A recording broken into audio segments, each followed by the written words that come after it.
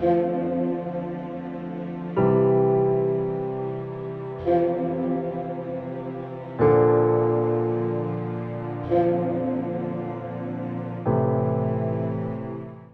लिए आज की तिलावत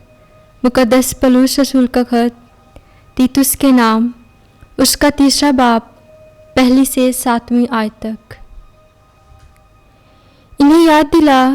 कि हाकिमों और इख्तियार वालों के ताबिया रहें, उनका हुक्म माने और हर एक नए काम के लिए तैयार रहें, और किसी के हक़ में बुरा ना कहें, तकरारी ना हों, लेकिन नरम मिजाज होकर सब आदमियों के साथ पूरी हलीमी से पेश आएं, क्योंकि हम भी पहले नादान, ज़िद्दी, गुमराह और तरह तरह की शहवतों और ख्वाहिशों के ग़ुलाम थे, और बदख्वाही और हसद के साथ गुज़रान करते थे, और नफ़रत के लायक थे,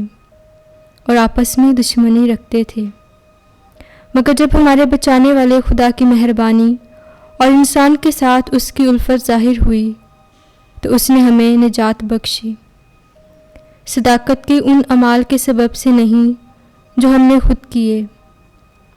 बल्कि अपनी रहमत के मुताबिक नई पैदाश के गुस्ल और रूहुल कुद्स की तजदीद के वसीला से, जिसे उसने हमारे बचाने वाले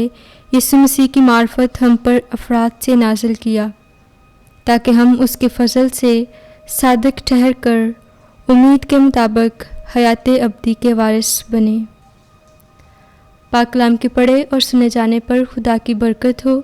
खुदा का शुक्र हो।